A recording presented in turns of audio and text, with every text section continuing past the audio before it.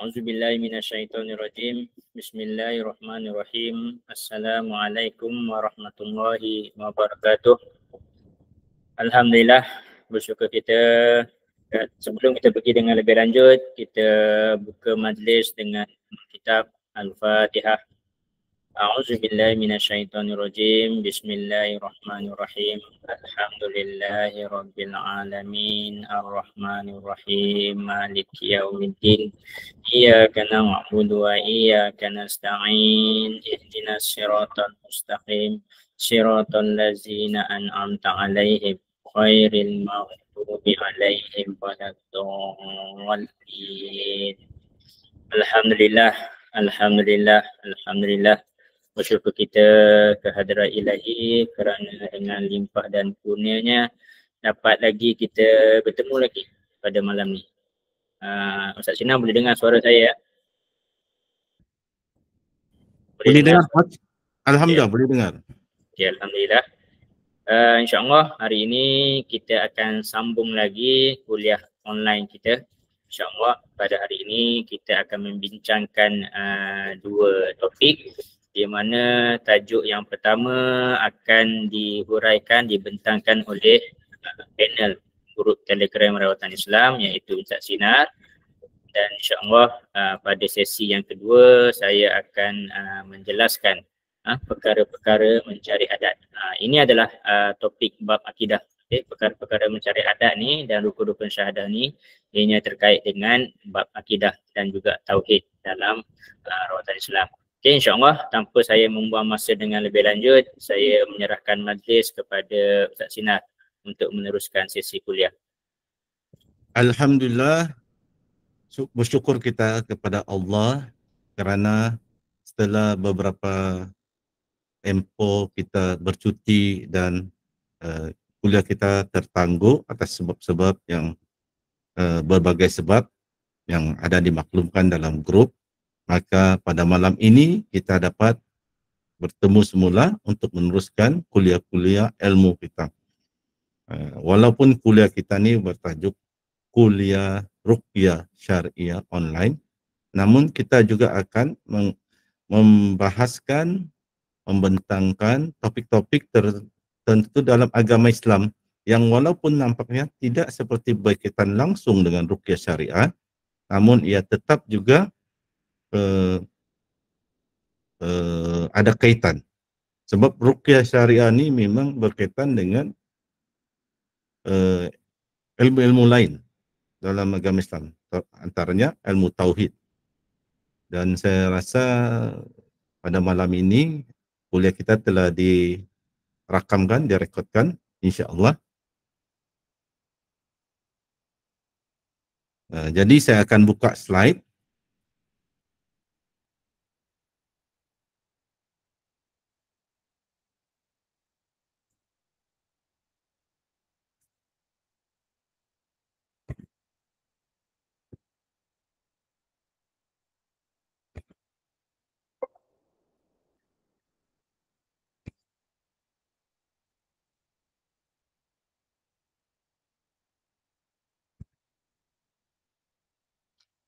Okey, pada malam ini kita akan menyampaikan salah satu topik dalam ilmu tauhid. Ilmu tauhid ini juga dikenali dengan nama ilmu akidah. Dan topik yang saya sampaikan ini pada malam ini hanya satu, tapi dalam satu itu ada beberapa pecahannya, iaitu rukun-rukun syahadah. Kenapa malam ini saya menyampaikan topik berkenaan ilmu tauhid? Waalaikumsalam warahmatullahi wabarakatuh. Adalah kerana saya pernah terima mesej daripada sahabat kita sahabat kita di grup Telegram. Dia DM saya, dia mengatakan dia suka sekiranya ada lagi kuliah-kuliah berkaitan dengan ilmu tauhid atau ilmu akidah. Maka saya sampaikan lagi kuliah-kuliah seterusnya pada malam ini, contohnya berkenaan dengan ilmu tauhid. Sebelum ini pernah kita sampaikan kuliah ilmu tauhid berkenaan sifat 20, dan kita juga pernah sampaikan ilmu tauhid berkenaan dengan topik tauhid rububiyah, tauhid uluhiyah, dan tauhid asma wa sifat. Dan kita sampaikan secara ringkas dalam bahasa yang mudah supaya difahami orang awam. Sebab kalau yang memang orang ustaz-ustaz, yang memang orang sekolah pondok, sekolah universiti, memang dia mengaji ilmu tauhid ini, maka mereka tidak memerlukan kuliah kita ini. Sebab kuliah kita ini hanya ringan dan ringkas saja. Yang memerlukan adalah masyarakat awam agar paham. Kenapa penting paham? Supaya tidak terpengaruh dengan perawat-perawat yang bergaya ustadz, tapi rupa-rupanya dalam ilmunya itu ada bercampur dengan ilmu kesesatan. Sesat jalan masih boleh cari jalan yang lurus. Tapi sesat akidah, ramai orang yang sesat akidah tidak sedar sesat akidah. Jadi itu yang kita kena elakkan. Kalau sesat lain dari segi ilmu fiqh, ada orang berjudi, ada orang minum arak, dia boleh bertaubat, Allah ampunkan. Dia tidak sempat bertaubat, ada sebagian dosa itu Allah boleh ampunkan. Tapi kalau rosak akidah, contohnya murtad, contohnya melakukan syirik, terutama syirik besar, apakah kesannya? Di akhirat kelak akan berada di neraka selama-lamanya. Ingat, golongan yang masuk neraka selama-lamanya, yang tidak ada peluang masuk surga, bukan hanya orang yang bukan beragama Islam, termasuk juga orang Islam yang murtad, termasuk juga orang sangka dia Islam, tapi dia mengamal ajaran sesat, mengamal ilmu-ilmu yang berunsur syirik, dia boleh masuk neraka selama-lamanya. Termasuk juga orang munafik, orang yang berlakon Islam, tapi sebenarnya hati dia tidak Islam. Jadi jangan kita sangka orang bukan Islam siap masuk neraka selama-lamanya. Kalau orang Islam, walaupun dirinya ada iman sebesar zarah, dia ada peluang masuk surga. Kalaupun dia masuk neraka, dijatuhkan hukuman masuk neraka selama 50.000 tahun, akhirnya dia akan masuk surga juga. Sekiranya dia orang Islam beriman, walaupun imannya itu hanya sebesar zarah. Yang penting dia tidak melakukan syirik. Yang masalah ada di zaman sekarang, setan tidak lagi menggoda orang menjadi murtad. Setan tidak lagi menggoda orang untuk buat jadi kaki judi kah, kaki minum kah. Setan menggoda iman orang. Ada orang bertudung labu, tapi menghina Nabi Muhammad. Walaupun bertudung Nabi, tapi menghina Nabi Muhammad. Setan sekarang menyerang akidah. Coba menyesatkan umat Islam. Sebab sama juga kalau umat Islam, orang Islam tersesat jalan, melakukan syirik, masuk neraka juga. Pedulilah dia sembahyang 5 waktu, dia sembahyang tahajud malam, dia suka bersedekah, dan bersedekah bukan alang-alang, sedekah ratus ribu, 1 juta. Tapi kalau dia syirik, segala amalan dia tidak diterima, segala ibadah dia tidak diterima. Jadi itulah kita tekankan dalam ilmu ruqyah syariah ini, kita tekankan berkenaan akidah, kita tekankan berkenaan dengan syariat. Kita jangan campur adukan ilmu akidah, ilmu juga ruqyah dengan ilmu-ilmu lain, ilmu-ilmu dari barat. Ada ilmu dari barat yang sesuai, boleh diamalkan, ilmu kedoktoran, ilmu matematik, ilmu sains, fizik, yang sebenarnya ilmu-ilmu ini asalnya daripada ulama-ulama Islam dahulu kala juga. Mereka ambil, mereka kembangkan. Tapi Ilmu-ilmu law of attraction, jangan terima bulat-bulat. Tapi betulkah ilmu law of attraction tidak menyalahi akidah Islam? Contohnya.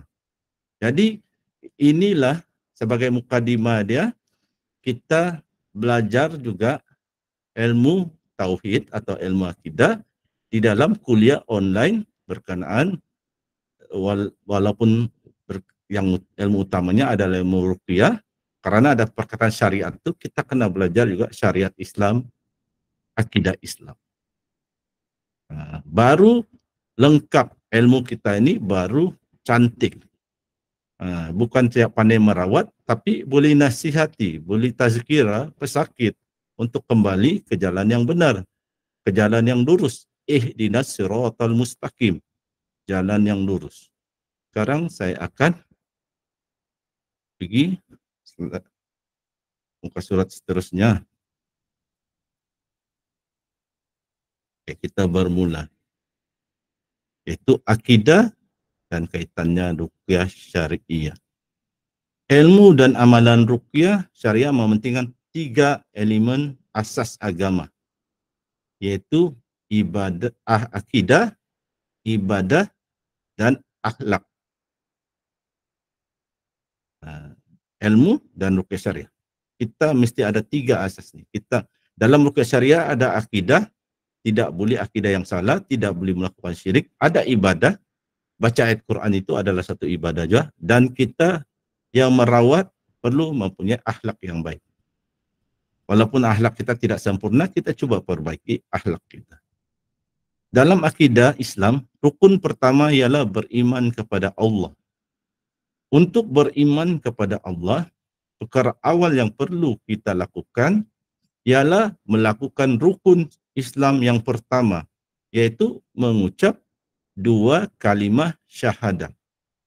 Sesiapa yang ingin belajar dan mengamalkan ruqyah syariah adalah penting ia memahami kalimah syahadah dan memahami apakah perkara yang boleh membatalkan syahadah.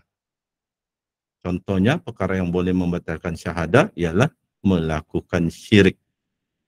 Dalam kuliah kita kali ini, kita akan melihat syarat-syarat kesempurnaan syahadah. Syarat-syarat ini dinamakan rukun-rukun syahadah. Selama ini kita selalu mengucap 2 kalimah syahadah. Sekarang kita cuba fahami apa maksud bila kita mengucapkan 2 kalimah syahadah ini. Dan penerangan ini dalam penyampaiannya dengan kita melihat kepada apakah yang dikatakan rukun-rukun dalam syahadah.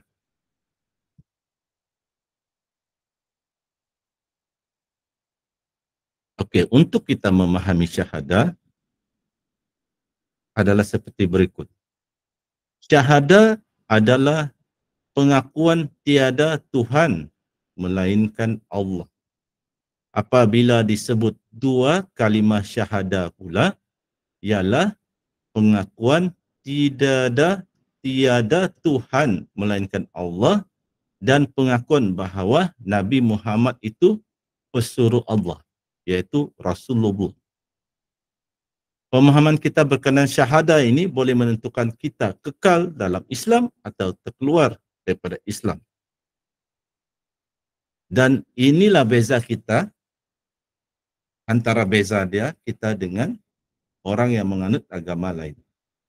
Orang menganut agama lain, terutama penganut agama Samawi, mengaku adanya Tuhan.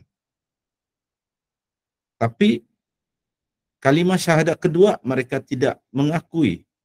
Mereka tidak mengiktiraf Nabi Muhammad sebagai Rasulullah, sebagai pesuruh Allah. Ada cuma mengaku Nabi Musa, Nabi yang sebenar. Nabi Muhammad mereka tidak terima. Ada yang mengaku Nabi Isa, pesuruh Allah yang sebenar, yang manusia suci yang sebenar. Tapi mereka terlalu mengagungkan Nabi Isa sehingga mereka menganggapnya Tuhan. Jadi ingin jadi Islam yang lengkap dan sempurna, kita bukan hanya mengucap 1 kalimah syahadah, tidak ada Tuhan melainkan Allah, Tapi mestilah lengkap juga, kita perlu juga mengucap dan mengakui kalimat kedua, yaitu Nabi Muhammad itu pesuruh Allah. Itulah kita namakan dua kalimat syahadah. Nah, agama lain mereka hanya mengaku adanya Allah, wujudnya Allah, tapi tidak mengaku Nabi Muhammad pesuruh Allah. Dan malah pemahaman mereka tentang Allah adalah silap. Sebab sifat-sifat Allah yang mereka fahami tidak sama dengan sifat-sifat Allah yang kita fahami. Berkenaan sifat-sifat Allah ini kita pernah bincangkan dalam kuliah yang lalu. Nanti akan datang insya Allah kita boleh buat lagi kuliah memahami sifat-sifat Allah dalam penyampaian yang mudah. Kita tidak akan membahaskan dalam bentuk akademik seperti perbahasan di universiti. Kalau nanti jadi orang bingung, orang awam nanti akan jadi. Kita mau orang awam paham. Jadi dalam kuliah kita pada malam ini kita akan fokus kepada syahadah yang pertama, yaitu pengakuan tiada Tuhan melainkan Allah, dan melihat apakah rukun-rukun syahadah. Lalu kita berusaha mengamalkan rukun-rukun tersebut agar kita kekal dalam Islam.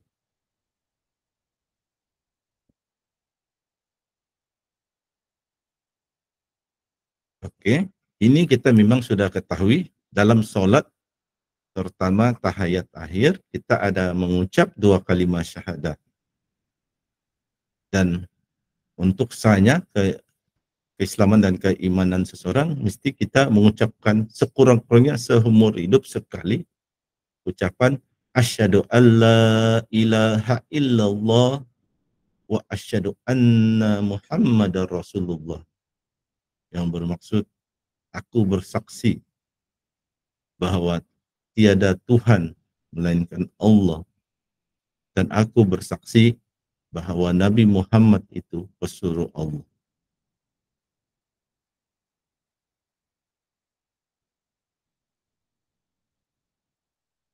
Untuk memahami syahadah, terutama syahadah yang pertama, la ilaha illallah, maka ada asas rukun syahadah. Syahadah ini ada dua asas. Yang ini selalu dibincang dalam ilmu tasawuf, yaitu ada nafi ataupun penafian. Ia terkandung dalam kalimat la ilaha, tidak ada Tuhan. Pertama kita menafikan dahulu. Ia bermaksud kita menafikan, menolak dan meniadakan seluruh ilah. Ilah ini adalah sembahan. Kita nafikan seluruh selain atau kecuali Allah.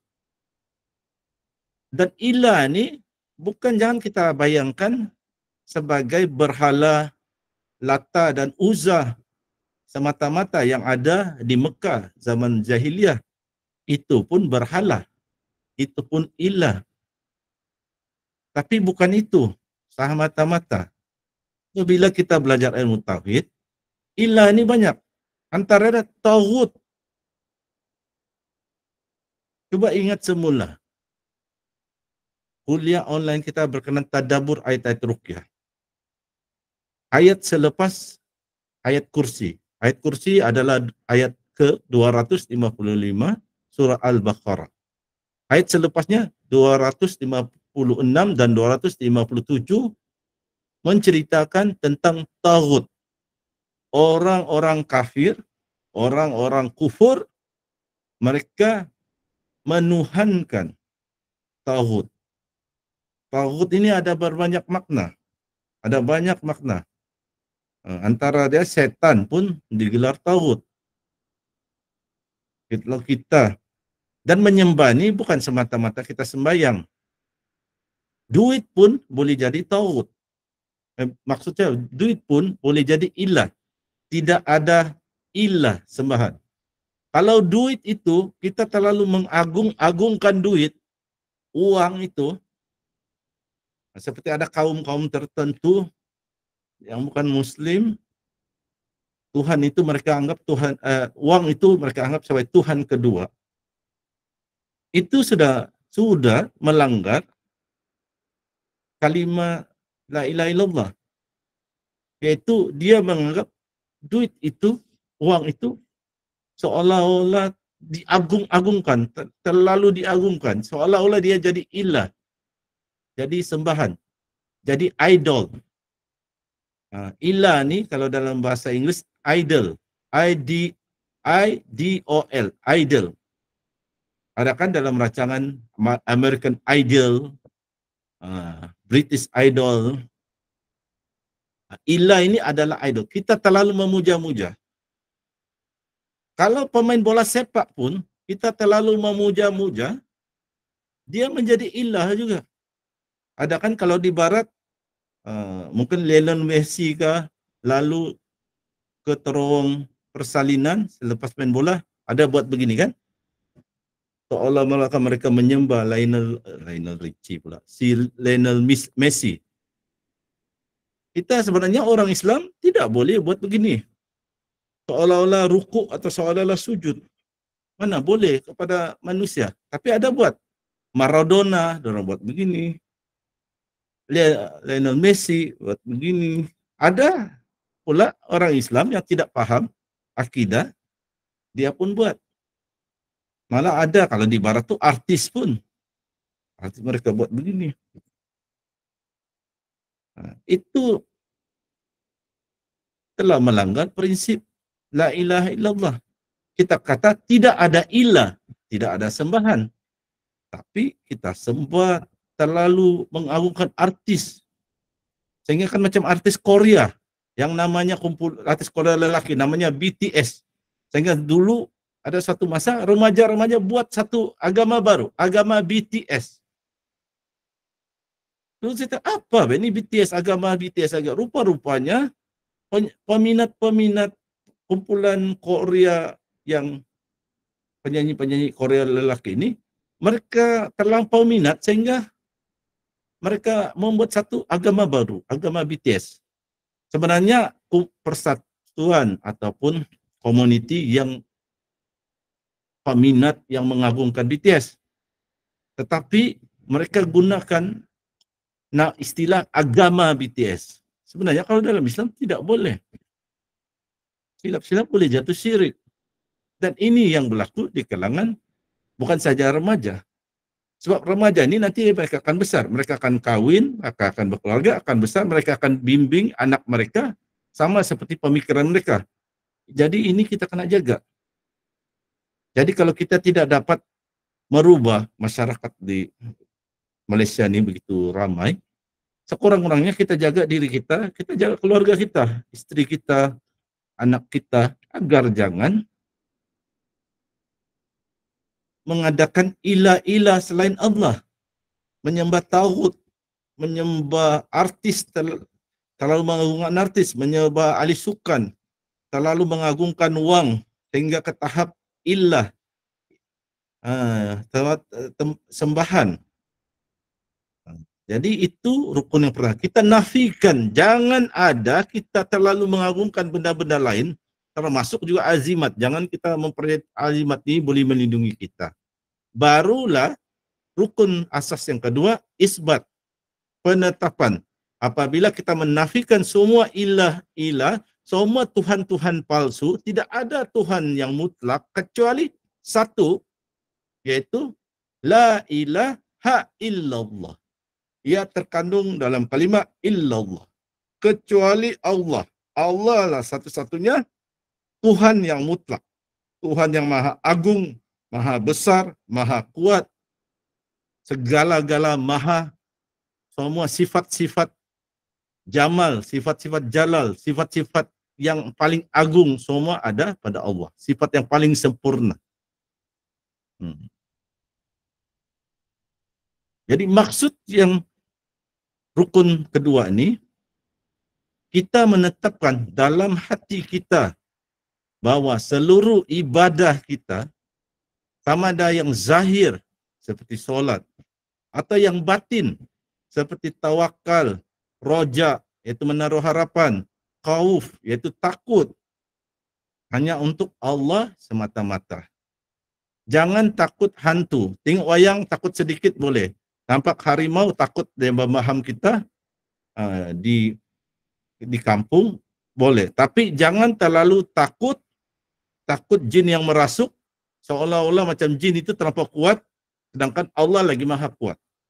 Jangan pula menaruh harapan terlalu kepada perawat, seolah-olah perawat itu yang boleh menyembuhkan kita. Sebab roja atau harapan ini hanya yang mutlak hanya kepada Allah. Topik roja dan khauf ini adalah topik di dalam ilmu tasawuf yang dibincang panjang lebar oleh ulama tasawuf yang kita tidak ada masa untuk kita bincangkan panjang lebar. Sila bacalah buku-buku ada yang ada. Oke, seterusnya. Tadi adalah rukun-rukun asas. Nasbi, nafi, isbat. Itulah dalam orang-orang tasawuf, mereka menyebut juga zikir la ilaha illallah ini mereka sebut sebagai zikir nasbi isbat. Zikir nasbi isbat sebenarnya adalah bermaksud zikir la ilaha illallah. Dan bila dipecahkan lagi ada 7 rukun untuk menjadikan syahadah kita ini sempurna. Secara ringkas dulu saya katakan, yang pertama adalah ilmu, yaitu kita mengetahui makna syahadah. Seperti yang saya uraikan tadi secara ringkas pada permulaannya sebelum ini. Lawan ilmu ini adalah jahil. Banyak orang yang tersesat, terikut ajaran sesat. Apa ini adalah karena jahil, tidak ilmu, kurang ilmu dan tidak mau belajar. Nanti ada seorang nanti mengatakan dia sebut macam bahasa Arab sikit, makalima. Oh, ini bahasa semut, ini bahasa Suryani, ini ramai orang ikut pula. Kalau kita ada ilmu, kita tahu itu bukan bahasa Arab, bahasa Suryani pun bukan, semut pun tidak bercakap macam itu. Tapi kalau tidak ilmu, jadilah pengikut setia. Jadilah tersesat jalan, ikut ajaran sesat. Jadi antara rukun yang penting dalam syahadah adalah ilmu. Kita mesti berilmu, kita mesti faham apa itu kalimat syahadah. Bukan faham dia punya terjemahan saja, tapi apa di sebalik itu, apa maksudnya. Yang kedua, rukunnya adalah yakin. Lawan kepada yakin adalah syak dan ragu-ragu. Nanti kita akan kupas lagi lebih lanjut, kita ringkaskan dahulu. Yang ketiga, ikhlas. Lawan ikhlas adalah syirik. Yang keempat, benar. Lawan benar adalah nifak, munafik. Yang kelima, cinta kasih. Lawannya menolak. Yang keenam, ketundukan, obedience. Lawannya meninggalkan.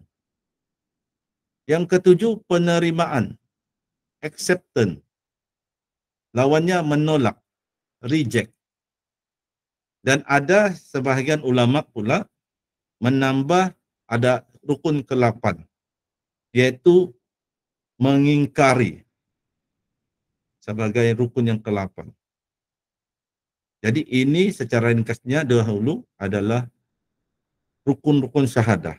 Jika kita ada 7 rukun ini, kita paham, kita amalkan, maka sempurnalah syahadah kita. Insya Allah. Sekiranya tidak lengkap, maka syahadah kita kuranglah sempurna.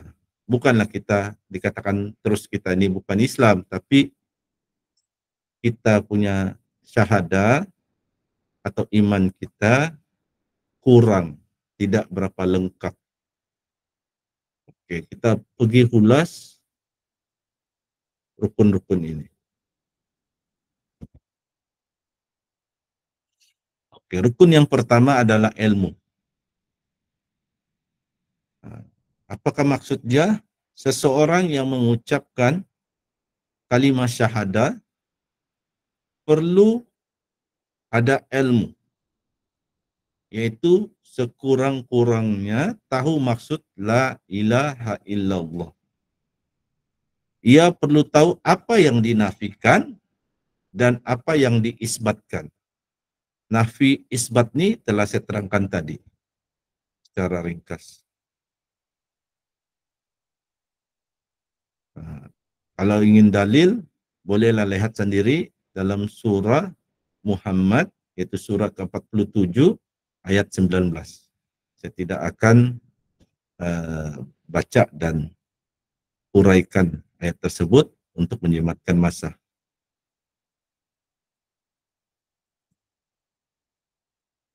Kita pergi kepada rukun yang kedua, yaitu yakin.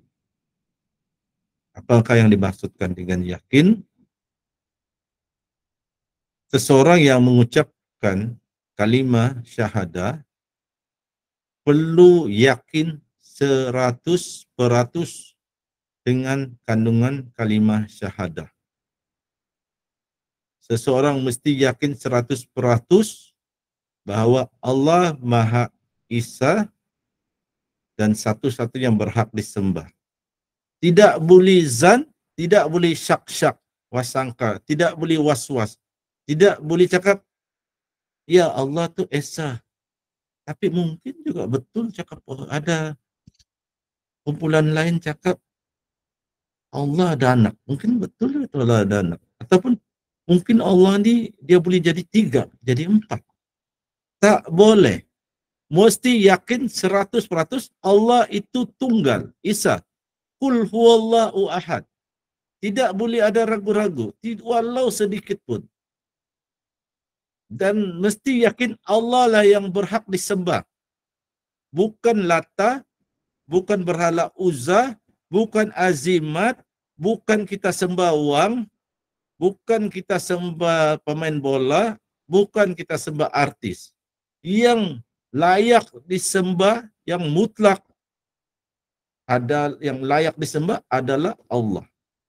Tidak boleh kita sembah Allah, tapi kita sembah juga Lionel Messi.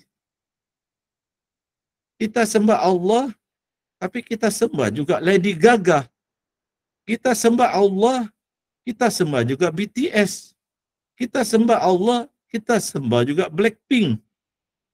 Ingat, apabila kata ubudiyah, menyembah ni bukan semata-mata solat. Memang kita tidak ada solat depan Blackpink. Tapi remaja-remaja ada yang terlalu mengagungkan Blackpink sehingga ke tahap ilah, ke tahap macam Tuhan. Jadi itu yang kita kena faham. Tidak boleh kita samakan makhluk dengan Allah.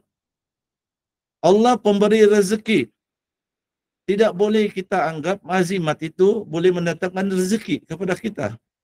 Allah mempunyai sifat melindungi. Ada doa-doa kita memohon perlindungan kepada Allah. Tidak boleh kita jadikan azimat untuk melindungi kita. Kita memang boleh berusaha melindungi diri kita. Contohnya rumah. Kita letak grill di pintu rumah, di tingkap rumah untuk jangan pencuri masuk. Itu memang dibenarkan dalam agama. Usaha tidaklah menolak takdir. Usaha selaras dengan takdir Allah. Tidak bercanggah. Tapi ada yang sudah dilarang. Kalau Nabi sudah melarang azimat dan Nabi sudah mengatakan azimat itu syirik, kita kena ikutlah apa yang diajar oleh agama. Kecuali kita ingin terjerumus ke dalam unsur-unsur syirik. Dan saya pernah katakan, jangan ambil risiko. Orang ada minum arak, kaki judi, dia boleh bertaubat. Kalau kita tengok di internet, di YouTube. Ada orang dari Belanda kalau saya tidak silap di Eropah menghina agama Islam, membuat filem lagi untuk menghina agama. Akhirnya dia masuk Islam. Orang yang gangster, KL gangster, KK gangster, Yakuza, dia boleh bertobat. Yang memang dia pun mungkin Islam, dia boleh bertobat. Tapi yang paling bahaya kalau dosa syirik. Dan masalah orang yang melakukan dosa syirik, orang yang tak ikut ajaran sesat, jarang menganggap dia sesat. Dia anggap dia yang betul. Kita yang sesat. Kita yang tidak sampai ke taraf makrifat. Dan malangnya mereka ini, sebab nanti di akhir kelak, baru mereka sedar dan mereka tidak boleh minta balik ke dunia untuk bertaubat, untuk balik menyembah Allah. Jadi jangan ambil risiko. Kalau SPM kita ambil tahun ini, kita gagal, tahun depan kita boleh ambil lagi SPM. Tahun akan datang kita boleh lagi ambil SPM. Kalau kita gagal dari sudut akidah, di padang mahsyar nanti, apabila dibuka buku, amalan kita tidak akan dikira pun. Amalan kita pahala lebih banyak daripada dosa. Kalau syirik, tidak lagi ditengok tuh amalan. Kalau syirik, memang confirm masuk neraka. Jadi jangan ambil risiko. Jadi antara rukun syahadah ini kita perlu yakin 100% dengan kalimat syahadah. Iman kita akan dianggap belum sempurna sekiranya kita percaya itu Allah Maha Kuat, tapi dalam hati kita merasakan ada juga benda lain yang mempunyai kekuatan yang sama dengan kekuatan Allah. Itu belumlah sempurna keyakinan kita. Dan kalau inginkan dalil, kita boleh lihat surah Al-Hujurat, surah ke-49, ayat 15, yang tidak akan saya baca dan huraikan di sini. Bolehlah baca kitab terjemahan Al-Quran untuk melihat maksudnya. Seterusnya, rukun seterusnya adalah ikhlas. Seseorang yang mengucapkan kalimah syahadah perlu ikhlas. Ibadah orang tersebut juga perlu ikhlas. Tidak boleh tidak ikhlas. Kalau tidak ikhlas mengucap kalimah syahadah ini, maka orang itu munafik. Orang munafik ini luaran nampak Islam, tapi hati dia tidak ikhlas memeluk agama Islam, tidak ikhlas mengikut agama Islam. Dan kalau kita belajar ilmu fiqh, syarat utama antara syarat paling asas untuk diterima ibadah kita, sama ada dapat pahala atau tidak, adalah ikhlas. Ibadah macam mana pun kita ibadah solat malam begitu banyak, sampai 20 rakaat kah ibadah solat malam, kalau kita tidak ikhlas, ibadah itu tidak ada pahala. Kalau kita sholat 2 rakaat saja, tahajud waktu malam, kalau kita ikhlas, menangis, memohon ampun kepada Allah, bertobat, tidak lagi ingin melakukan perkara-perkara yang ada unsur syirik, kiranya kita ikhlas, 2 rakaat itu sudah cukup besar pahalanya. Berbanding kita sholatlah 20 rakaat, kita sedekah derma 1 juta ringgit, tapi tidak ikhlas. Biar kita derma 10 ringgit ke tabung masjid, atau kita derma kepada grup ini untuk kita dapat sampaikan ilmu-ilmu agama, ilmu-ilmu ruqyah, kita derma 10 ringgit. Tapi dengan hati yang ikhlas, kita punya pahala sangat besar. Membanding kita derma 50.000, 500.000, kita ni YB, ahli politik, dapatkan ambil gambar, pergi menderma dengan cek, dummy cek yang besar tu. Kalau tidak ikhlas, kalau ikhlas bagus, kalau tidak ikhlas, tidak ada pahala. Lebih baik lagi yang 10 ringgit sedekah tu. Lagi banyak pahala.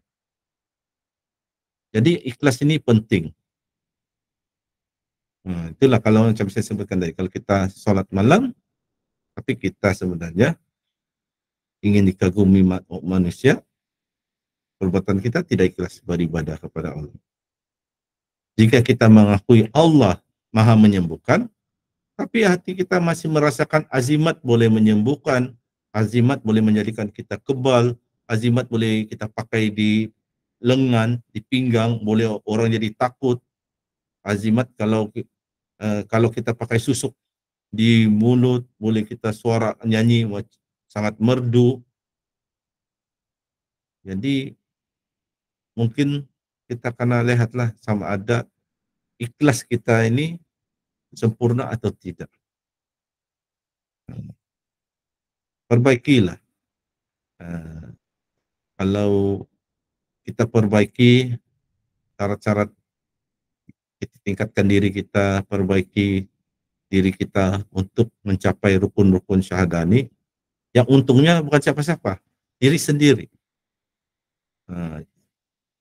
Yang akan dapat masuk surga diri sendiri.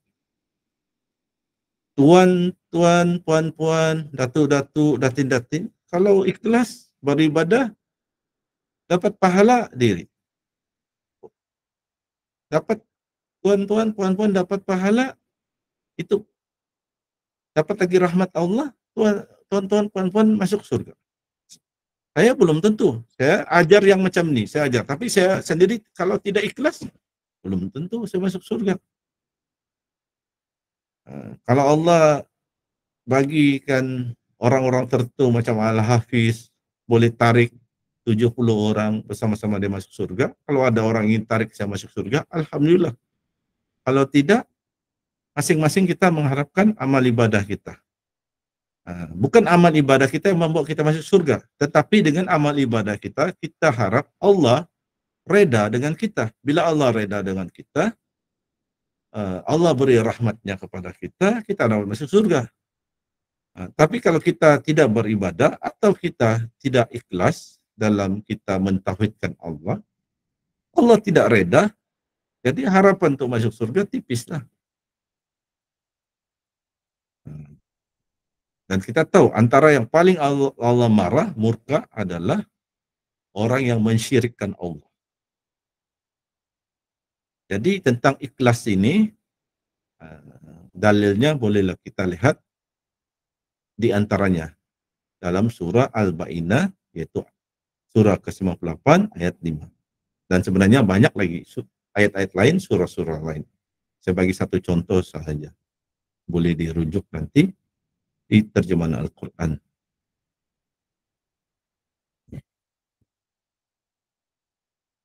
Seterusnya, antara lagi rukun-rukun syahadah adalah benar. Apakah maksudnya benar? Benar ini maksudnya seorang yang mengucapkan kalimat syahadah perlu mengikuti ucapan itu dengan hati dan perbuatan. Kalimat syahadah yang kita ucapkan itu mestilah juga kita benarkan dengan hati dan perbuatan. Bila kita ucap la ilaha illallah Muhammadar Rasulullah, hati kita mesti benarkan apa yang kita ucapkan itu. Dan hati kita benarkan, perbuatan kita pun benarkan. Jangan kita mengucapkan la ilaha illallah Muhammadar Rasulullah. Kita kata tidak ada Tuhan, tidak ada yang layak yang disembah, tidak ada ilah melainkan kecuali Allah. Tapi kenapa di lengan tu ada azimat? Kenapa di pinggang ada ikat azimat? Kenapa di rumah tu ada bergantung di dinding azimat? Sedangkan Nabi ada pernah mengajar, menasihati kita. Ada hadis Nabi. Azimat itu, ilmu pengasih itu adalah syirik. Jadi kenapa kalau kita katakan tidak ada ilah melainkan Allah, tidak ada Tuhan melainkan Allah, tidak ada sembahan yang benar melainkan Allah, Kenapa pula perbuatan kita tidak selaras dengan lidah kita? Kenapa pula kita masih juga suka dengan azimat? Nah, itu yang kita kena renungkan. Hanya diri sendiri. Maka kita kena ingatlah, jika telah mengucapkan kalimah la ilaha illallah, janganlah pula masih meminta bantuan dengan azimat dan jin. Jika masih mengharapkan pertolongan azimat dan jin, maka namanya itu belum benar dalam pengucapan kalimah syahadah. Antara dalilnya adalah kita boleh lihat surah Al-An'am, surah ke-6 ayat 82.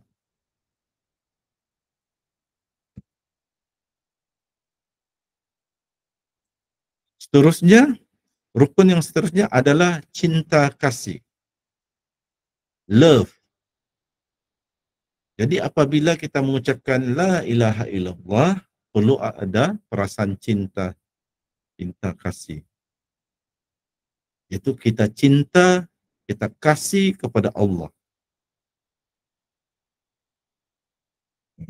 Dan bukan semata-mata Allah kita cintai, kita kasih, tapi apa yang Allah perintahkan kita kasihi, juga kita kasihi.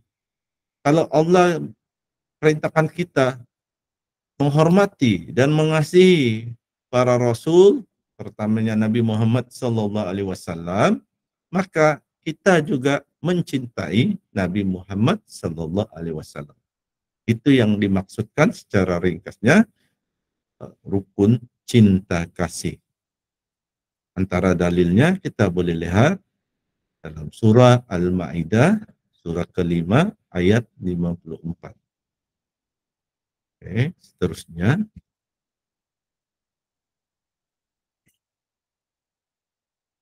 Rukun seterusnya adalah ketundukan, obedience. Maksudnya kita mesti tunduk kepada perintah Allah. Tunduk di sini saya sebut tadi obedience, patuh. Bukan semata-mata tunduk fizikal macam orang Jepun tuh tunduk begini. Bukan itu maksudnya. Maksudnya obedience, patuh. Kita patuh kepada perintah Allah. Jika Allah mengatakan memerintahkan melalui Nabi Muhammad SAW bahawa jangan melakukan sihir, jangan belajar sihir, jangan mengamalkan azimat, maka kita tunduk kepada perintah Allah. Kita ikut apa yang Allah perintahkan. Kita perlu mengamalkan apa yang diwajibkan oleh Allah. Kalau Allah kata wajib solat 5 waktu, kita solat 5 waktu. Kalau Allah melalui Nabi Muhammad, kita diperintahkan untuk selalu membaca ayat-ayat Al-Quran, kita membacalah ayat-ayat Al-Quran. Kalau kita dan kita meninggalkan apa yang diharamkan oleh Allah.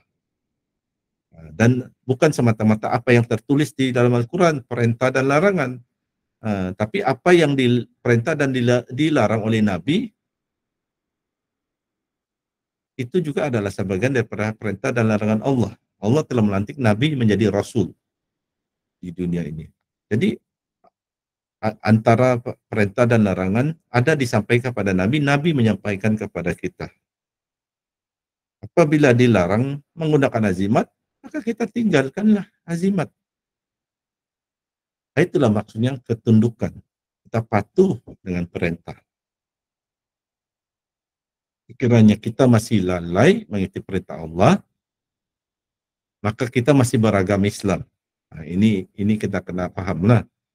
Kita lalai, kita masih agama Islam.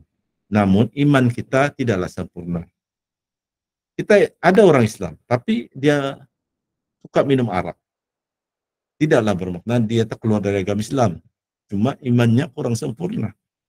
Ada orang Islam, tapi suka beli nomor ekor. 4 digit, Magnum, Spot Toto. Harap-harap dapat keluar nombor, ada dapat duit, belilah, beli itu, beli ini. Atau ada suka main jackpot. Kalau dia orang Islam, tidaklah dia terkeluar dari agama Islam melakukan perkara-perkara haram tu. Cuma imannya kurang sempurna. Jangan kita terus-terus mengatakan orang terkeluar dari agama Islam. Dia ada syarat-syarat yang ketat, barulah seorang itu dianggap murtad atau syirik. Kalau dia melakukan beberapa perkara, dia mungkin melakukan perkara haram. Kalau dia melakukan ada unsur-unsur syirik, mungkin baru satu unsur dia buat, belum lagi dia jatuh kepada melakukan syirik besar. Masih lagi boleh diterima taubatnya. Sebenarnya melakukan syirik besar pun boleh diterima taubatnya. Dengan syarat dia bertaubat nasuha, dia mengucap balik 2 kalimat syahadah. Bukanlah kata-kata yang maksudnya tidak diampuni dosa itu yang langsung sampai bila-bila. Dia melakukan syirik selagi dia belum mati, belum kiamat, dia masih boleh bertaubat, mengucap 2 kalimat syahadah, kembali kepada Islam. Jadi inilah rukun yang antara yang satu ini adalah ketundukan, yaitu patuh kepada perintah dan meninggalkan larangan yang Allah haramkan. Antara dalilnya kita boleh lihat surah Fussilat, surah ke-41 ayat 30.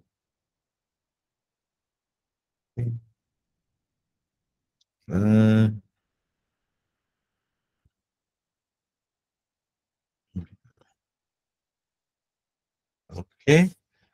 Rukun yang seterusnya adalah penerimaan, acceptance.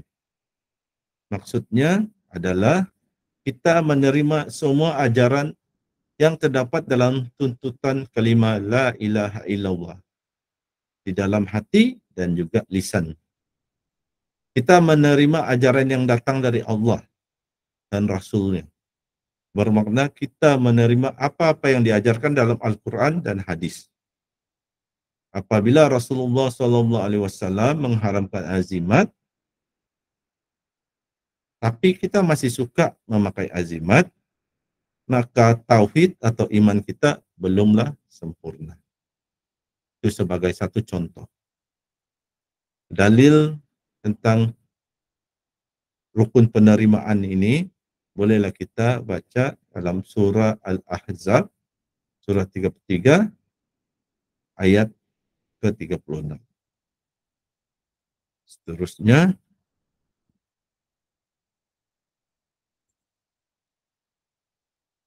tadi sebenarnya sudah 7 rukun syahadah.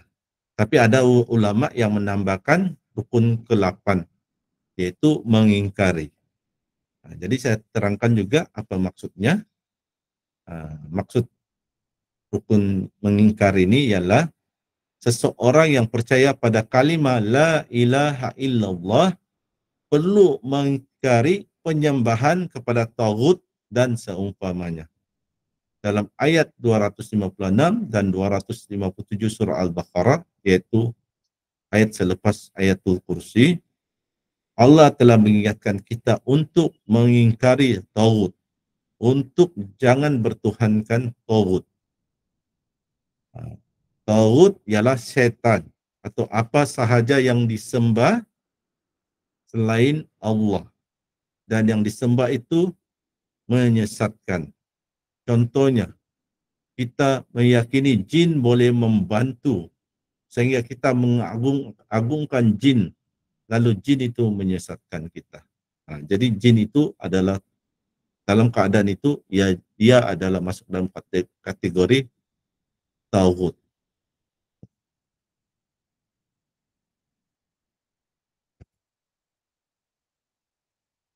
Maka kita ke penghujung kuliah berkaitan rukun-rukun syahadah ini. Kesimpulan yang kita boleh buat ialah seseorang yang belajar dan mengamalkan ilmu ruqyah perlu belajar rukun-rukun syahadah. Malah setiap orang Islam perlu belajar rukun-rukun syahadah. Ini kerana syahadah adalah perkara awal menentukan keislaman dan keimanan kita. Malah kunci masuk surga adalah syahadah. La ilaha illallah Muhammadar Rasulullah.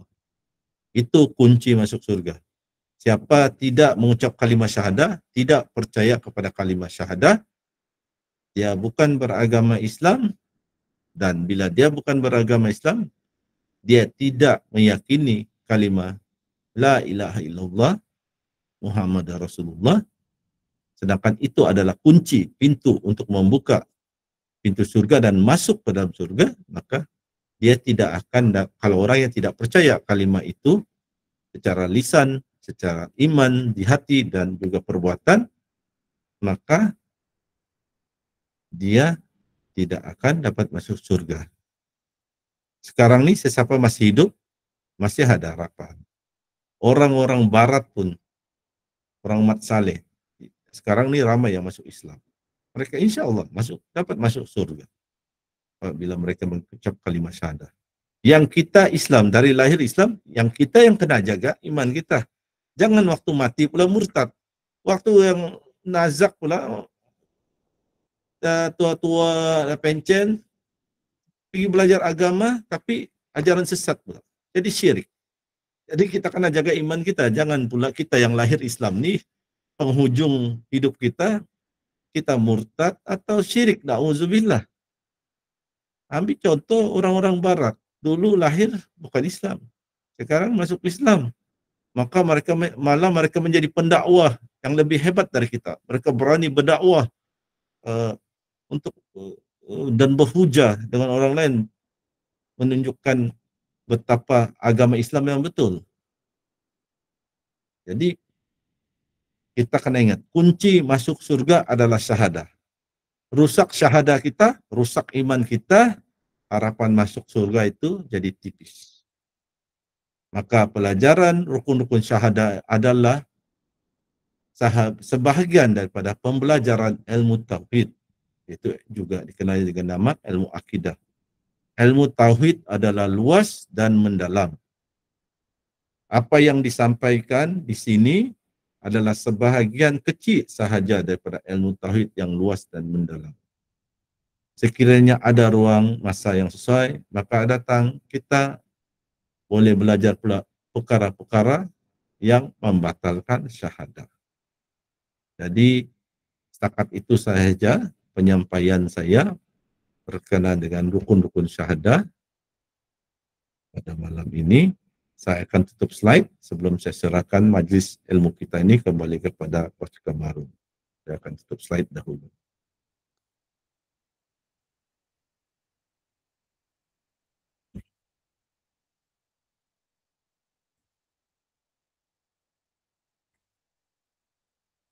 Maka kita tunggu Coach Kamarun buka screen beliau. Oke. Jadi dengan ini saya serahkan kembali majlis ilmu kita ini kepada moderator kita, Coach Kamarul Azli. Silakan Coach. Okay, Alhamdulillah. Terima kasih kepada Ustaz Sinar. InsyaAllah mudah-mudahan apa yang dikongsikan oleh Ustaz Sinar bermanfaat untuk kita semua. InsyaAllah saya akan teruskan untuk slot yang seterusnya.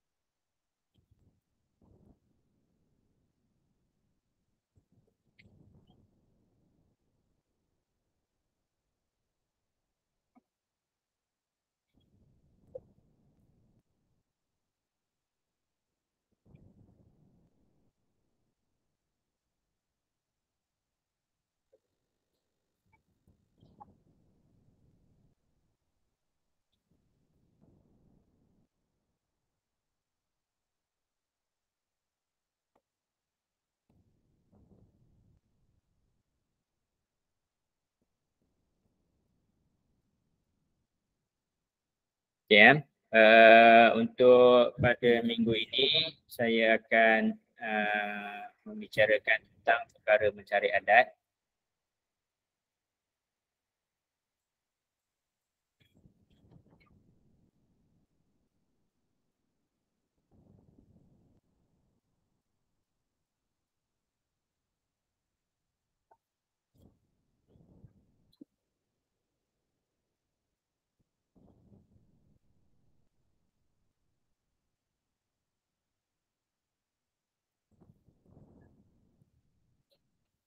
Okey.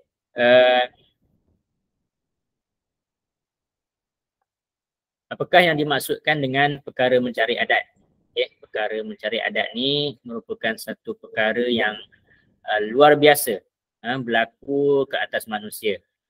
Perkara yang kita anggap secara umumnya pada orang awam perkara ni tidak berlaku. Contohnya macam perkara-perkara seperti silap mata, pertunjukan yang kita rasa dari segi akal fikiran kita tu memang tak logik lah. Okay, so actually perkara-perkara mencari adat ni telah pun dibahaskan, telah pun dibincangkan oleh ulama. Okay, so antara perkara yang mencari adat, ada perkara yang mencari adat ni dia ada pecahan dia. Perkara mencari adat yang terpuji dan perkara mencari adat yang dikeji. Okay. Yang pertama sekali adalah irhas. Apa itu irhas? Irhas ini merupakan perkara luar biasa yang dianugerahkan oleh Allah Subhanahu Wa Taala kepada nabi-nabi dan rasul-rasul sebelum diangkat menjadi nabi dan rasul. Okay.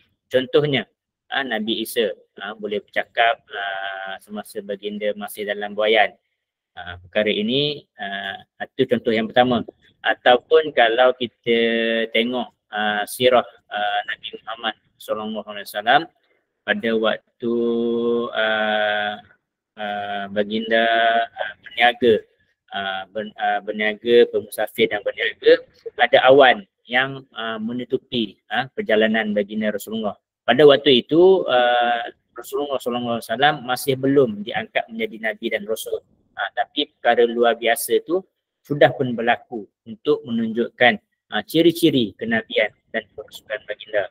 Itu adalah yang kita sebut sebagai irhas, perkara yang luar biasa berlaku yang dianugerahkan oleh Allah kepada nabi-nabi dan rasul-rasul semasa belum diangkat menjadi nabi dan rasul. Okay. Kemudian mukjizat. Mukjizat itu pula perkara luar biasa yang dikurniakan oleh Allah Subhanahu Wa Taala hanya kepada nabi-nabi dan rasul sebagai salah satu bukti menunjukkan kekuasaan Allah dalam menyampaikan dakwah. Contohnya Nabi Sulaiman. Nabi Sulaiman alaihissalam boleh memahami bahasa-bahasa semua binatang. Okay. Selain daripada itu juga contoh mukjizat Rasulullah SAW menolak tulan. Itu juga antara salah satunya. Banyak lagi lah kalau kita sebut mukjizat ni, memang banyak. Mukjizat ni hanya berlaku kepada nabi-nabi dan rasul saja. Okey, bagaimana pula dengan karamah? Okay, karamah ini satu perkara luar biasa yang Allah kurniakan kepada orang-orang mukmin yang berakhlak rasul, yang benar-benar berpegang kepada ajaran Islam zahir dan batin. Ini adalah perkara luar biasa yang biasanya dikurniakan kepada wali-wali Allah. Mereka ini biasanya orang-orang yang sentiasa menjaga amalan.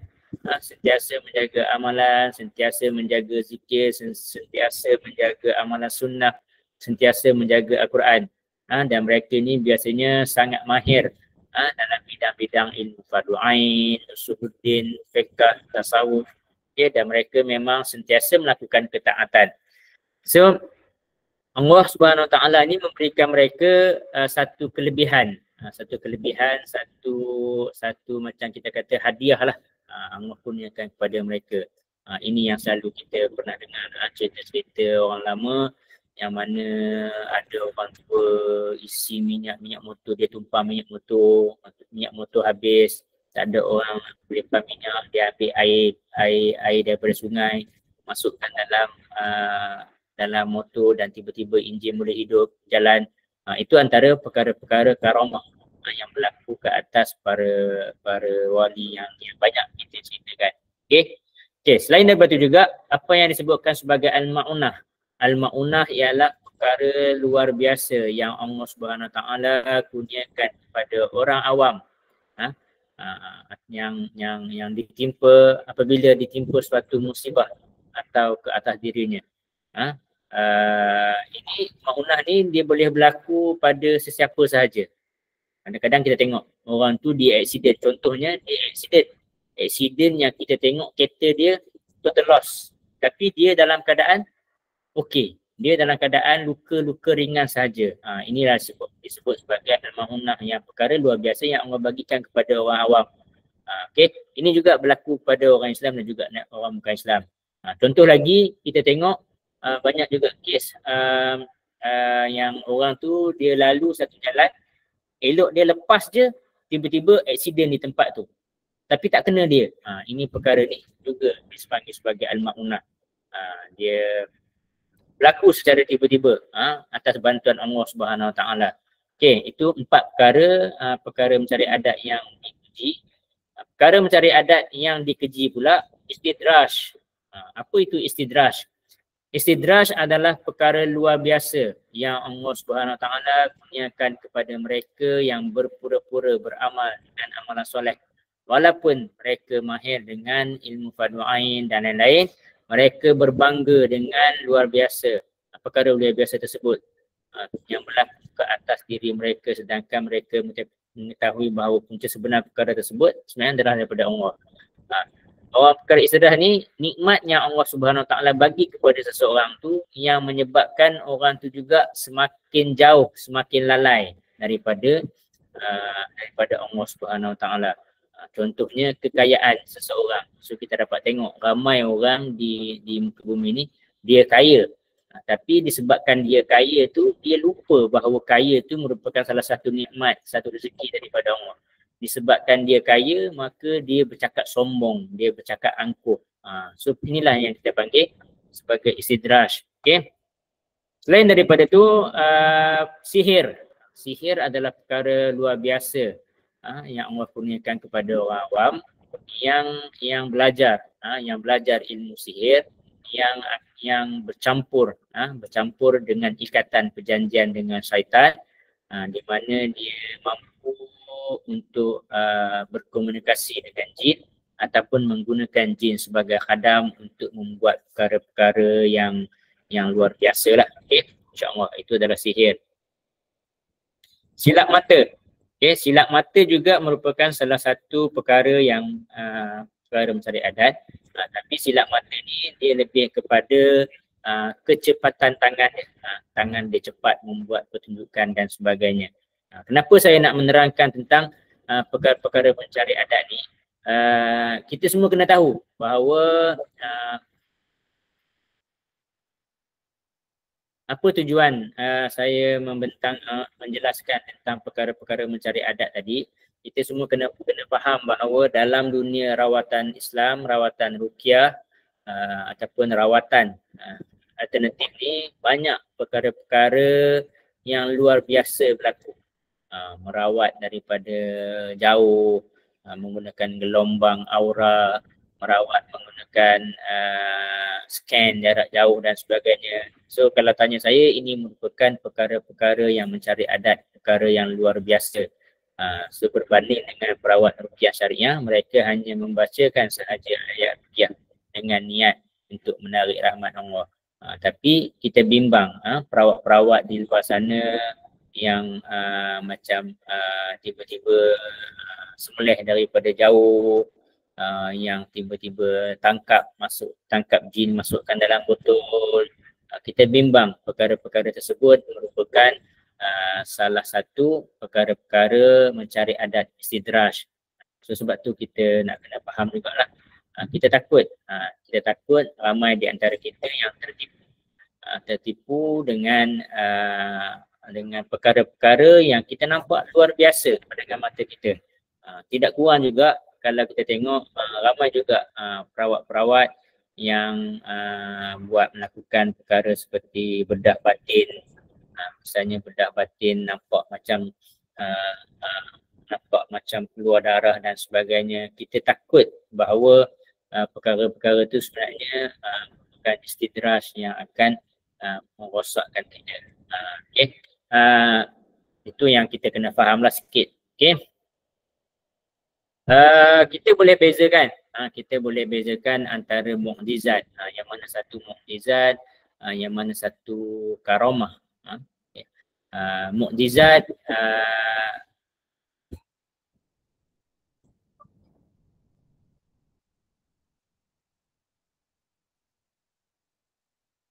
okey, kat sini kita nak membezakan antara sihir dengan mukjizat ataupun karamah. Tiga perkara ni yang selalu kita nak bahaskan, beza antara sihir, mukjizat dan juga karamah. Okey.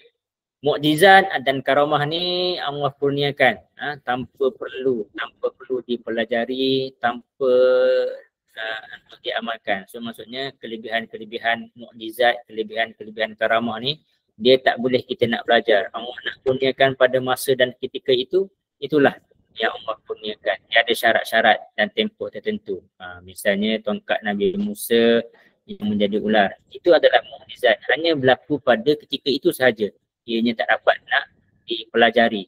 Berbanding dengan sihir pula, sihir ni perlu dipelajari dari seseorang dan diamalkan untuk tempoh satu masa yang tertentu dengan syarat-syarat yang tertentu seperti petapa dan sebagainya.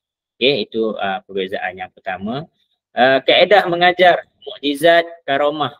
Mukjizat dan karamah ini adalah mustahil untuk diajar ataupun diwariskan kepada orang lain. Berbanding sihir ini sesuatu yang benda yang boleh diajar, boleh diwariskan kepada orang yang dia kehendakkan lah. Okay. Selain daripada itu, kekerapan berlaku. Mukjizat dan karamah ni dia berlaku sekali sahaja. Dia berlaku secara spontan. Tidak boleh diulang-ulang, tidak boleh dirancang. Sebagainya, contohnya mukjizat Rasulullah SAW membelah bulan. Hanya berlaku sekali itu sahaja. Dia tak boleh diulang buat lagi sekali. Berbanding dengan sihir, ianya merupakan bantuan jin yang boleh diulang-ulang. Bila nak suruh buat silap, nak buat lagi, dia boleh buat lagi, boleh ulang lagi sekali. Seorang penyihir, dia boleh ulang untuk menilik barang-barang, lokasi hilang dan sebagainya. Okay. Selain daripada itu, mukjizat dan karamah tadi matlamatnya adalah untuk menunjukkan tanda-tanda kenabian.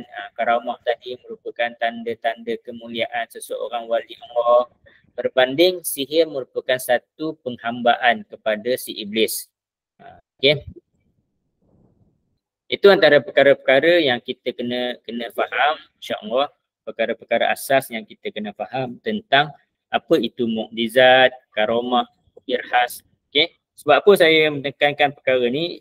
Sebab sekarang ni di luar sana ramai sangat orang mempertontonkan kehebatan masing-masing. Okay. Saya tak ada masalah pun dia nak kata dia hebat, tapi masyarakat kita mudah terpedaya dengan ilmu-ilmu hebat. Scan daripada jauh, nampak dia ada saka, scan daripada jauh, nampak dia ada sihir dan sebagainya. Sedangkan perkara-perkara itu boleh jadi ianya merupakan satu sihir ataupun yang lebih kita bimbang ia juga merupakan satu istidraj. Okay, insyaAllah tajuk saya pada minggu ni ringkas dan pendek saja. InsyaAllah kita buka kepada sesi soal jawab. Yang mana yang ada soalan boleh type di ruang komen untuk soal jawab ataupun juga boleh juga untuk bercakap secara langsung juga, insyaAllah boleh. Okay.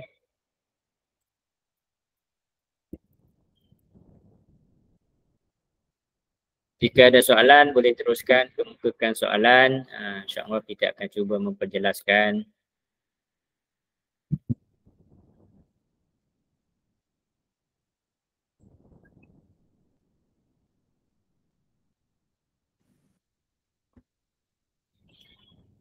Soalan boleh juga bukan yang berkenan tajuk malam ni, boleh juga soalan kuliah-kuliah yang lalu seperti apa itu tajribiyah, apa itu tauqifiyah, apa itu hissi, apa maknawiyah, apa maksud Al-Quran dalam bentuk hissi, apa maksud Al-Quran dalam bentuk maknawiyah. Kalau soalan yang bukan topik hari ini pun boleh ditanya. Ada Teruskan saja soalan, tak kisah soalan sama ada soalan terkait dengan isu hari ini ataupun isu soalan-soalan lain juga boleh, tak ada masalah. InsyaAllah. Sesi kelas, sesi kuliah ni akan kita tamatkan lebih kurang pada pukul 11 malam, insyaAllah.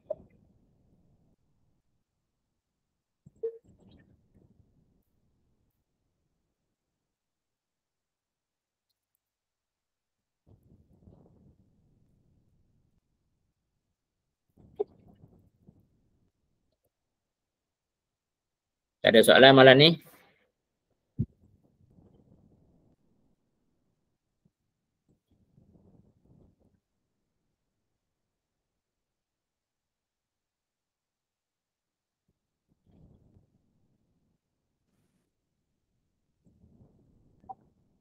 Okay.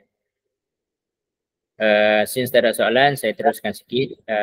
Melalui simptom-simptom dan tanda-tanda melalui mimpi. So kalau saya tengok balik, kalau di TikTok, ramai orang akan bertanya, saya mimpi ular Ustaz, apakah tanda mimpi ular? So bagi saya ambil satu jalan yang paling selamat, asalkan mimpi ular. Asalkan mimpi ular itu tanda ada gangguan jin. Tak kira lah ular tu kejar ke, ular tu patuk ke, ular tu membelit ke, ular tu menyerang ke, kita bunuh ular ke. Bila je ada je ular tu muncul dalam mimpi kita, itu jelas tanda ada gangguan jin. So inilah kalau ada orang kata bila kita dah bunuh ular tu mungkin tanda gangguan tu tak dapat serang kita dan sebagainya. Tapi kalau tanya saya, bila muncul sahaja ular tu bermaksud tidur kita dah mula terganggu. Bila tidur kita dah mula terganggu, so kita lebih baik fokus sahaja buat rawatan. Okay?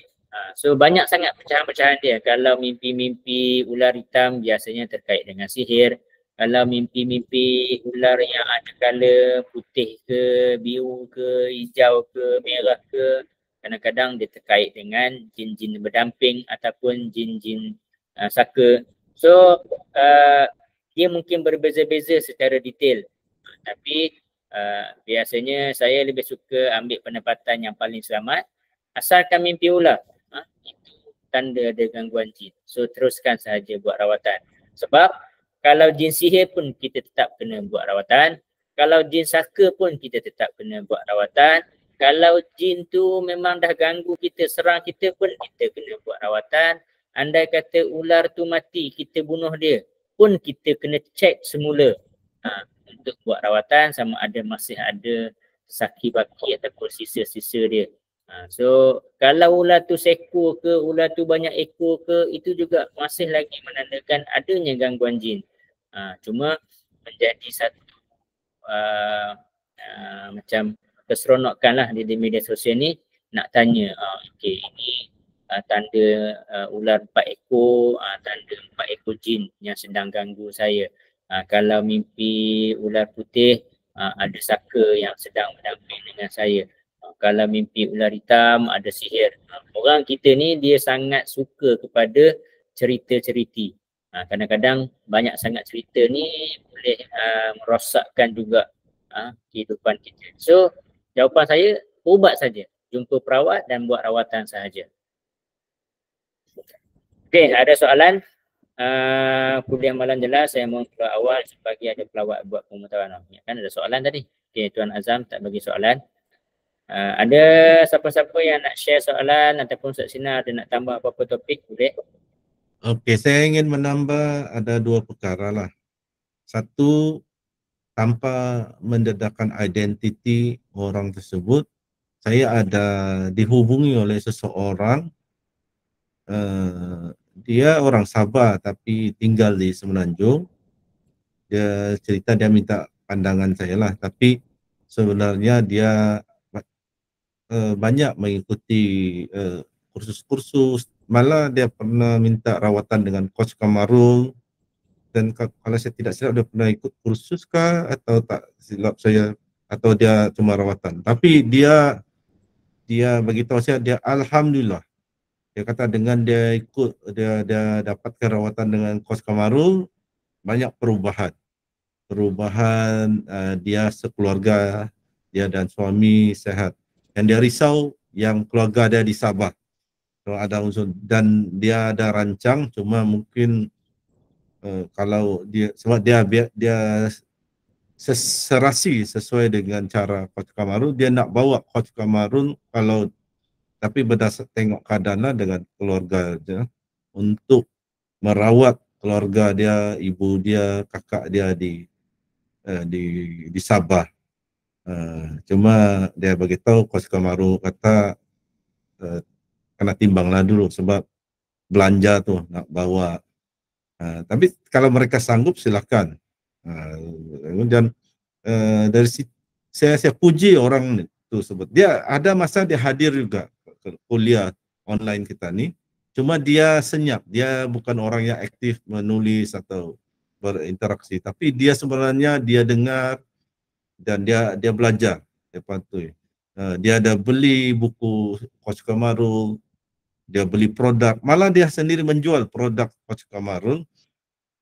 Dan dia bagi tahu itulah dia yang bagus dia ni, walaupun keluarga dia ada kemungkinan diganggu, bukan sekadar jin biasa tetapi sihir, bukan berdasarkan telik-telikan atau scan, tetapi berdasarkan simptom-simptom.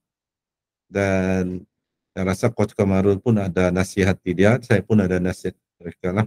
Dan saya akan share kepada dia. Ini yang perkara kedua nih, yang saya akan share kepada dia direct lah di message dia, tetapi saya akan bagi tahu juga peserta malam ni, iaitu amalkanlah. Kalau kita tinggal jauh dari rumah, dari keluarga, tapi kita ingin mendoakan keluarga kita agar sembuh atau dilindungi Allah, antara amalan yang kita boleh buat, kita boleh baca ayat yang ada di dalam ayat ruqyah itu, yaitu ayat ke-163 surah Al-Baqarah, yaitu wa ilahukum ilahu wahid la ilaha illa huwa rahmanur rahim. Ayat ini banyak khasiat dia, fadilat dia.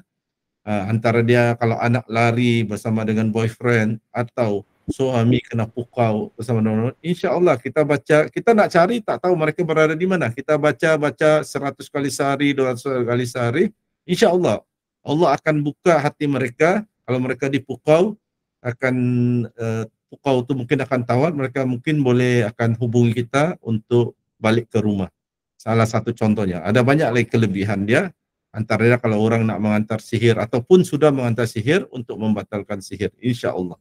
Tapi baca 100 kali atau 200 kali sehari. Sebab begini, kalau sihir kuat, maksudnya penyakit, kalau kita kena sakit, macam contohnya ada orang kena sakit kanser, takkan makan Panadol saja sebiji, 2 biji, belum tentu nak kemoterapi dan sebagainya. Begitu ya, kalau kita dah dihantar dengan berbagai jenis sihir-sihir berat, santau, santau, santet dan sebagainya, perlulah kita kalau kita baca doa atau zikir sekali atau 2 kali mungkin tidak mencukupi, nak 100 kali, 200 kali, contohnya begitu. Jadi ada soalan tu, saya serahkan semula majlis ini kepada Coach Kamarul untuk kita baca soalan dan jawab soalan. Silakan Coach. Okey, soalan daripada Ustaz Yusof. Assalamualaikum Coach dan Ustaz Sinar. Berkaitan mimpi bunuh ular, mengikut pengalaman Coach, adakah pesakit itu masih mengalami sakit gangguan jin atau tanda mulai sembuh? Sebab apa yang saya kaji dan lihat, banyak yang kata itu tanda kesembuhan. Terima kasih. Okey. Secara amnya, bila ular tu mati, berkemungkinan jin itu mati. Tanda-tanda macam nak sembuh lah. Tapi kalau tanya saya, selagi masih mimpi ular, bermaksud masih lagi terganggu. Kalaulah jin tu benar-benar mati, dia tak akan muncul lagi dalam badan kita dalam bentuk dia mati dan sebagainya. Apa yang lebih membimbangkan saya, jin tu hadir dalam mimpi dengan niat dia nak menipu kita. Dia hadir dalam mimpi dalam keadaan dia mati dibunuh. Dia mati kena bunuh, maka kita sebagai pesakit dah mula beranggapan jin tu sudah mati dan mungkin ambil ringan hadap nak rawatan. Okey, dah selesai. Jin tu dah mati, aku dah bunuh jin tu, aku dah pancung kerat kepala ular tadi dalam mimpi. So tapi sebenarnya dia masih ada. Dia masih menunggu peluang, ruang dan peluang untuk terus mengganggu. So sebab tu kalau tanya saya, selagi masih bermimpi ular, bermaksud masih lagi ada gangguan. So kalau dah mimpi tu, jumpa sahaja. Teruskan sesi rawatan, teruskan jumpa perawat untuk cek semula. Kena cek semula melalui sesi ruqyah dan buat rawatan. Andai kata kita dah memang ruqyah lagi sekali dan tak ada apa-apa reaksi semasa sesi ruqyah dan memang perawat pun kata kita betul-betul bersih, maka alhamdulillah, masya-Allah tabarakallah, kita betul-betul bebas daripada gangguan jin tersebut. Cuma saya tak boleh pakai, tak boleh nak pegang kalau mimpi bunuh tanda kita dah sembuh atau selamat. Bimbang kita merupakan antara tipu daya, talbis iblis untuk merosakkan pegangan kita. So kalau tanya saya, pendapat saya, pengalaman saya, selagi masih mimpi ular, tak kira lah hidup ke, kena bunuh ke, bermaksud masih lagi ada gangguan. Okay? Masih lagi ada gangguan dan kena buat rawatan. Mungkin lebih kepada kita nak cek semula masih ada gangguan ataupun tak. Okay?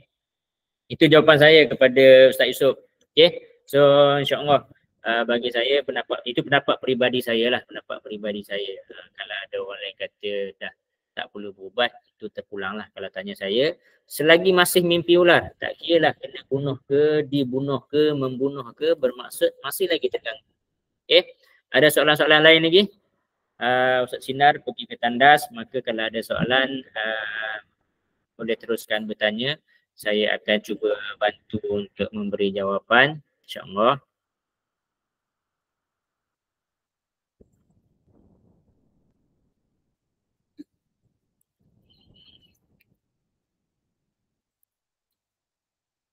Okay, insyaAllah ada soalan, teruskan soalan. Yang mana yang ada soalan, teruskan dengan soalan. Ya betul Ustaz Yusof. Walaupun kita dah nampak macam mati dia bunuh, kena cek lagi semula, kena cek lagi. Biasanya saya yakin jin tu masih ada. Mungkin yang mati jin lain pula lagi muncul lagi. So lebih baik saya sepatutnya dia mudah je. Kalau kita benar-benar pulih, benar-benar sembuh, kita tak akan mimpi lagi. Tak kira lah mimpi ular ke, terkejut tengah tidur ke, tersentak tengah tidur ke. Kalau kita benar-benar sembuh daripada gangguan-gangguan jin, gangguan-gangguan saka, gangguan-gangguan sihir, maka tidak akan ada lagi mimpi-mimpi yang pelik ni. So selagi mana ada mimpi tu, ceklah lagi balik semula. Takut-takut masih ada lagi gangguan-gangguan jin tu. Okay?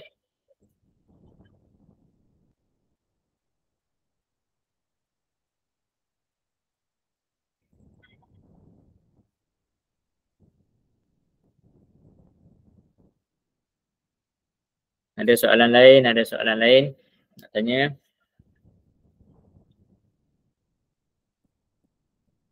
Teruskan dengan soalan, insyaAllah saya akan cuba bantu untuk jawab.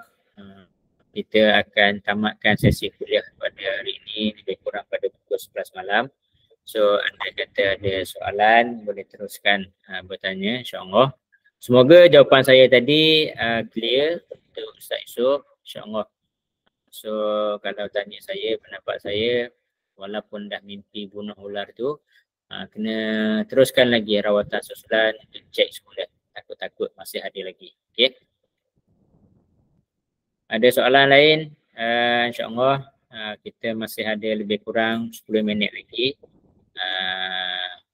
untuk bersoal jawab sebelum kita tutup majlis ni pada pukul 11 malam.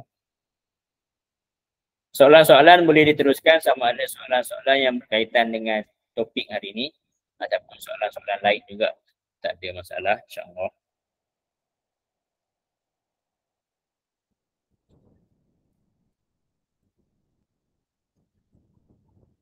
Tak ada soalan?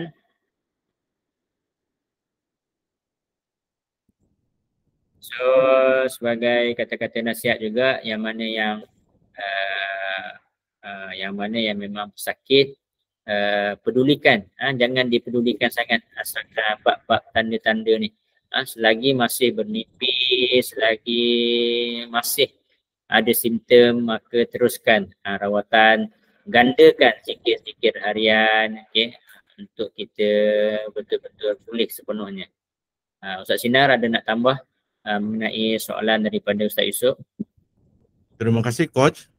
Ada 2 poin tambahan saya ingin beritahu. Okey. Yang pertama tentang mimpi ular ni dan membunuh ular. Saya sendiri pernah bermimpi. Isteri saya ini seorang guru. Kami pernah tinggal di rumah guru. Dan bila kami berpindah tinggal di rumah guru tu, saya banyak bermimpi yang tidak bagus lah, antara ada mimpi ular. Dan satu ketika tu saya mimpi ular tu cuba membelit saya. Saya pegang kepala ular tu, saya picit sampai pecah kepala ular tu, mati. Selepas tu tidak ada lagi gangguan-gangguan selepas tu. Bila saya fikir balik, kemungkinan sebelum saya berpindah ke situ, ada orang yang non-Muslim tinggal di rumah tu yang mungkin ada mengamalkan sesuatu, amalan-amalan mereka yang bukan Islam, dan mungkin ada jin ke di situ. Jadi kita orang Islam ni selalu baca Quran, selalu baca doa, zikir. Mungkin mengganggu jin tersebut itulah yang muncul dalam mimpi.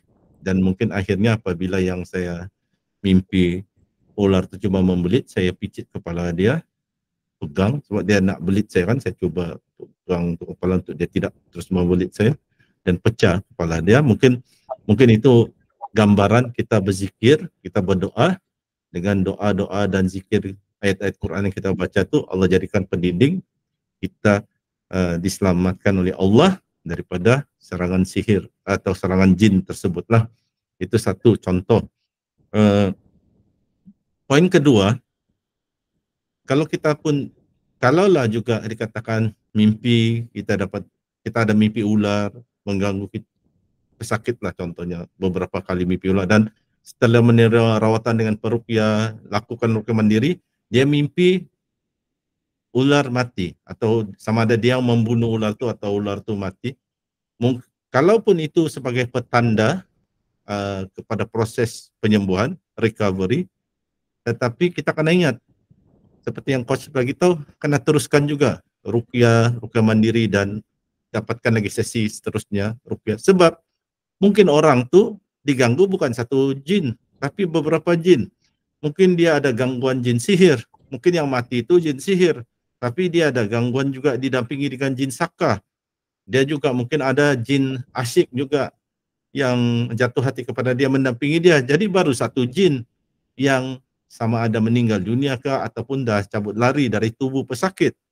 Kalau ada lagi beberapa jenis jin ataupun ada juga tambahan penyakit ain, jadi penyakit-penyakit itu atau jin yang lain itu pun perlu dihalau.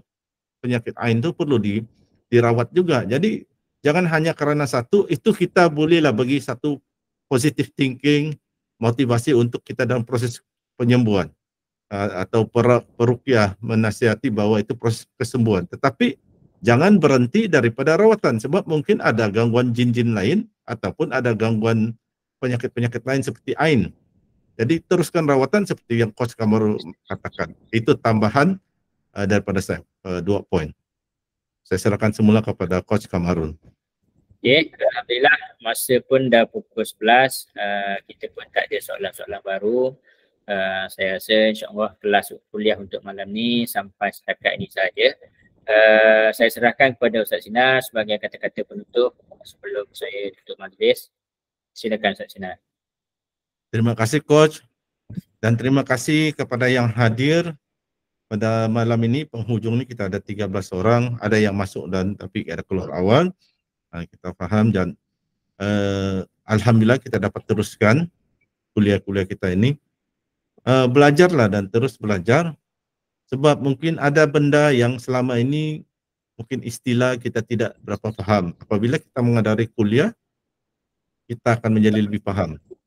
Dan ada yang mungkin selama ini kita rasa kita dah faham, Tapi bila kita menghadiri kuliah baru kita sedar ada lagi benda perkara yang kita belum berapa faham. Jadi selalulah hadir kuliah, terutama apabila kita yang akan meruqyah orang. Tidak semestinya kita buka pusat rawatan, tapi kita nak meruqyah adik kita, keluarga kita. Mungkin Allah dah pilih kita, takdirkan kita jadi pendakwah di kalangan keluarga kita. Jadi kita perlu ada ilmu tambahan. Contohnya ilmu akidah untuk kita tazkirah. Sebelum kita mulakan rawatan, kita buat tazkirah, beri nasihat ringkas. Selepas rawatan kita bagi tazkirah, nasihat ringkas. Mungkin Allah takdirkan dengan melalui kita, ahli-ahli keluarga kita akan berubah daripada mengamal ilmu-ilmu kesaktian, membuang ilmu kesaktian itu belajar ilmu ruqyah syariah yang selaras dengan syariat. Jadi jangan berhenti untuk belajar, teruskan belajar dan bawalah rakan-rakan, sahabat-sahabat, saudara mara yang lain untuk hadir kepada kuliah untuk bersama-sama kita belajar ilmu ruqyah dan ilmu-ilmu yang berkaitan seperti ilmu akidah. Dari itu dari saya ucapkan terima kasih. Kita berdoa semoga kita murah rezeki, panjang umur, dapat lagi berjumpa di masa-masa akan datang untuk meneruskan kuliah online kita ini. Dengan itu saya serahkan semula kepada Coach Kamarul. Silakan Coach. Okay, terima kasih kepada Ustaz Sinar. InsyaAllah, Alhamdulillah, semoga apa yang kita sampaikan pada setiap minggu bermanfaat kepada tuan-tuan. So insyaAllah kita akan teruskan juga kuliah ni sikit demi sikit daripada masa ke semasa. Semoga apa yang cuma kita sampaikan ni dalam topik-topik yang pendek-pendek. Setengah orang dia tak minat pendek-pendek ni, dia nak kena spend sehari untuk dia betul-betul belajar. So terpulang atas masing-masing. Nanti bila nak berdepan ada yang rasa kekangan jauh, jauh tak boleh nak berdepan dan sebagainya. So maka kita jadikan platform kuliah online ni sebagai salah satu medium untuk kita menimba ilmu. Walaupun sedikit tapi insya-Allah akan ada hasil dia. Okey. Yang mana yang baik itu datang daripada Allah Subhanahu Wa Taala, yang mana yang buruk itu datang daripada kelemahan saya dan Ustaz Sinar. Saya mohon maaf kalau ada salah dan silap ataupun terkasar bahasa. Dengan ini saya tutup majlis dengan tasbih istighfar dan surah Al-As.